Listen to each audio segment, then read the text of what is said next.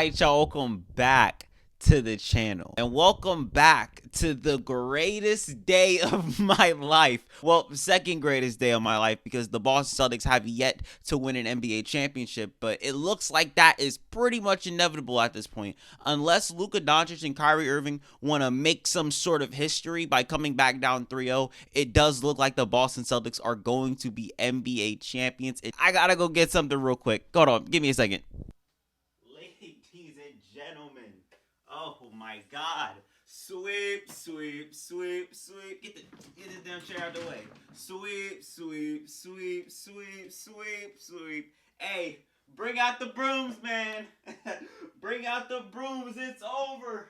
It's over, ladies and gentlemen. Oh man, oh my God. When the Boston Celtics find themselves without Kristaps Porzingis, the anchor of their defense, it's like this is the type of performance that we get. I absolutely love it. The mentality of the Boston Celtics have matured so much from what they were in 2022.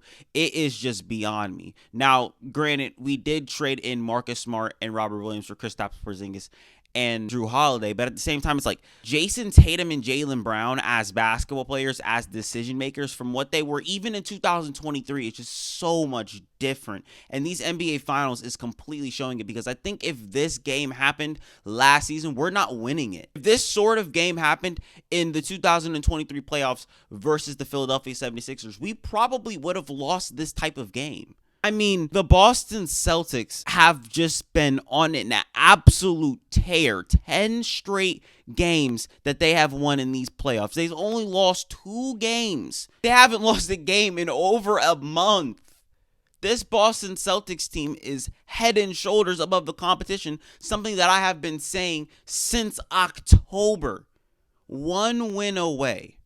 1 win away. We got to talk about what the game was looking like, because at the beginning of the game, it was looking like this was going to be one of those grinded out games. With Dallas taking a huge lead at the beginning, Dallas came in, punched him in the mouth. It didn't feel like Boston really was prepared for that punch that Dallas was going to give them. Kyrie Irving and Luka Doncic both came out of the gate hitting tough shots. But with the Boston Celtics defensive plan, the things that they want to give up are Kyrie Irving and Luka Doncic tough buckets and above the break threes. We are completely eliminating that corner shot. We've been doing it from games 1 and 2, so I was expecting the same thing in game 3. So if Luka Doncic and Kyrie Irving want to be taking those type of shots, we will live with that. But at the same time, it was killing our defense. And in that span, Dallas found themselves with the largest lead that they've ever had this whole entire series. And I think it was, I want to say it was either 9 or 8. I don't remember. But if that is your largest lead against this Boston Celtics team 3 games in, it's like, you know, something's got to change. I don't know what the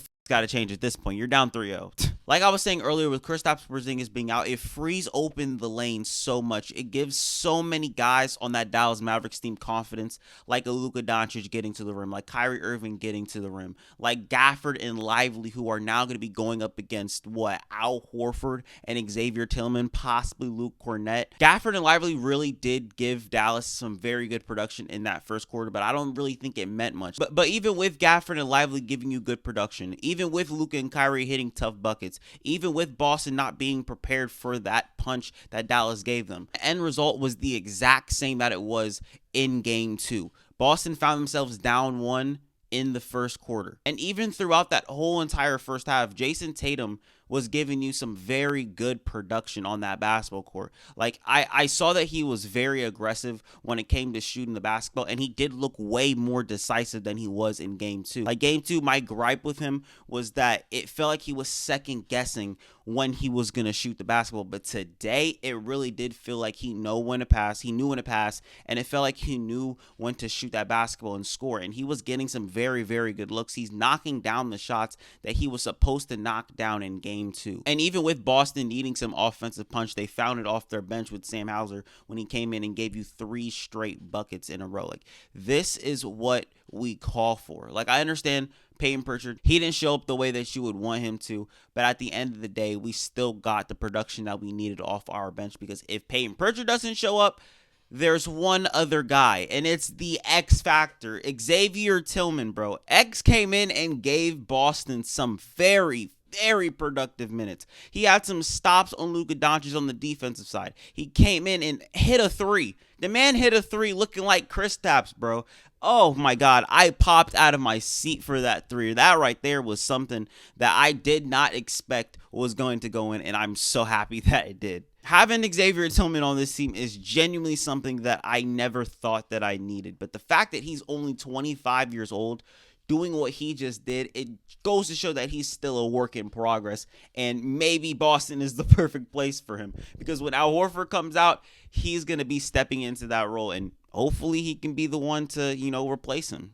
And with this being a very, very grinded out game, Boston found themselves down by 1 in the first half, and they only shot 33% from 3, which is not something that you would expect Boston to do. So coming into that third quarter, you would expect them to come out and start hitting their threes, and they did exactly that. But this right here was off the back of Jaylen Brown. And I'm going to let y'all know this right now. I believe a Jaylen Brown Finals MVP is on the way, because the things that he has been doing on both ends, even in this game. Now, game 2 was a very, very good defensive game from Jaylen Brown, and I think game 1 was exactly that as well. But this game, he had those little plays that you would be like, okay, yeah, Jaylen Brown is here. Especially with him coming out flat in that first half, only having 6 points, and then him ending the game with 30. This is what you want. Jaylen Brown is genuinely making his case for this Finals MVP award, and I genuinely think that it should go to him. In this third quarter alone, Jaylen Brown had 15 points, 6 for 9 shooting, had 3 assists on top of that. He was a 16 plus minus in this span. 1 for 3 from 3, got to the free throw line. Jaylen Brown was genuinely the best player on the basketball court in that third quarter. Jason Tatum was also getting his shots within the flow of the offense. I mean, this third quarter was so amazing from Boston, but it didn't stop there, because the fourth quarter, Boston completely popped off. I mean, the three was hitting. There was a math issue. At one point, Dallas was only shooting 2 threes. They only had 2 threes in that second half going into the fourth quarter, or during the fourth quarter. I can't really remember. But that right there is something that Dallas cannot afford. Like, you're going to need to check up threes against this Boston team, because once they hit you with that wave of threes, you're done. The math ain't mathing at this point. Boston outscored Dallas 35-19 in that third quarter, and the fourth quarter was not looking good for them up until Boston completely went cold from 3. Dallas tied up their defense, and the game ended up being down by 3. I don't know how the hell it happened. I don't know how it happened. There was this one play that I did feel like changed the trajectory of the game, was when Drew Holiday had the basketball, and he had the basketball in that corner. And I was really, really advocating for him to give Jason Tatum the ball in the post, because I did believe that Jason Tatum had himself a mismatch that could have completely iced the game. But Drew Holiday drove into the lane, broke the defense a little bit, kicked it out to Derek White, who was way out, and he knocked down the shot. And I think that right there was what really changed the game and what took Dallas completely out of it. But as good as Boston played, and as much as I want to acknowledge all of the guys, there's only one win that we need to have before we hoist up that Larry O'Brien trophy. Finally, as much as I want to talk about them, we need to talk about Dallas, man. Because at this point, I don't know what else you guys can do. You guys are down 3-0. You had the home crowd. You had no Kristaps Porzingis. You're above the break threes were going in. Luka Doncic and Kyrie Irving found themselves hitting shots. I don't know what else you want. What else do you want for yourself to get a win?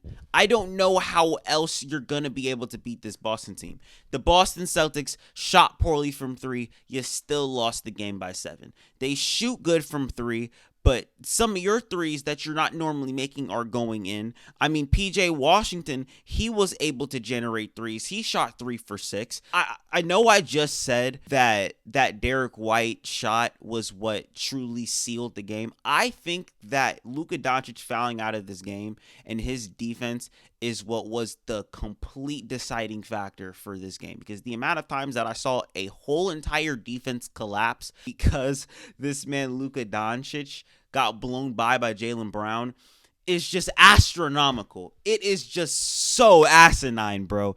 Luka Doncic is genuinely putting on one of the worst defensive masterclasses that I have ever seen by a superstar. I can't think of anybody off the top of my head because Luka is playing some terrible defense. Like, I genuinely think that Luka's defense in this series is worse than Tatum's offense in his shooting slump that he's been in. Like, Luka has been like this game, like you'll see Luka Doncic having 27 points, 6 assists, 6 rebounds. I just don't believe that this is a good game from him. He ended up fouling out of this one. He had the most turnovers on the team. I mean, this just wasn't a good game from Luka Doncic. I mean, you could see the 27 points and be like, sure, Luka Doncic was able to generate 27 points, but I just don't think that that was an efficient 27 points. 27 points on 27 shots is shooting 1 for 7 from 3 is just not the type of game that you want to have from Luka Doncic. And a gripe that I had with the Dallas Mavericks last game was that they weren't hitting their free throws. They're actually hitting their free throws, and they went to the line more than Boston,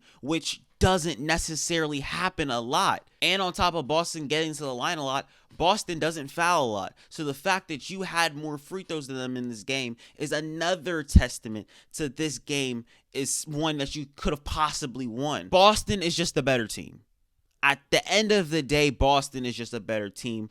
This is what I have been telling people for the past 7-8 months. Boston is a game away from winning a championship. And the reason why I'm saying a game away is because I actually think that this isn't going back to Boston. If somehow, some way, Dallas can pull this off, I will be astonished.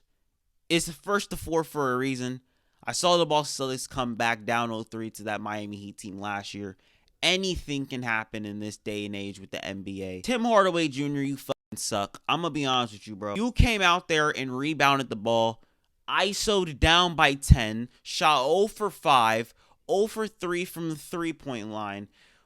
You are ass. It's like I was hearing people say, what is the adjustment that Dallas can make? Oh, they need to play Tim Hardaway Jr. They need to play some of their other guys. Maybe they need to play Markieff Morris. I mean, I've heard it all. Tim Hardaway Jr., if that is the guy that is going to be the adjustment to take down his Boston Celtics team and beat them 4 times out of 5, now it's 4 times out of 4, then you're losing the series. It's plain and simple, flat out. Tim Hardaway Jr. was a complete no-show, -16 for his plus-minus, just absolute disgusting basketball from him. Great basketball from my Boston Celtics, though. I'm very, very happy. I got a smile on my face. That's all I got to say. We're 1 game away from me completely ring-checking on this channel for the longest time. All offseason, we're going to be completely unbearable for whoever wants to say anything about my Boston Celtics. 1 game away. Job's not finished. We're about to hang Banner 18. I am so excited, but I got to get out of here, y'all. Hopefully, you guys enjoyed this video. Hopefully, the Boston Celtics haters aren't hating me too much, but I am just popping my collar a little bit. But I got to get out of here. Hopefully, y'all enjoyed this video. Don't forget to like, comment, subscribe, and share with your friends. And I'm out. Peace. Sweep, sweep, sweep, sweep.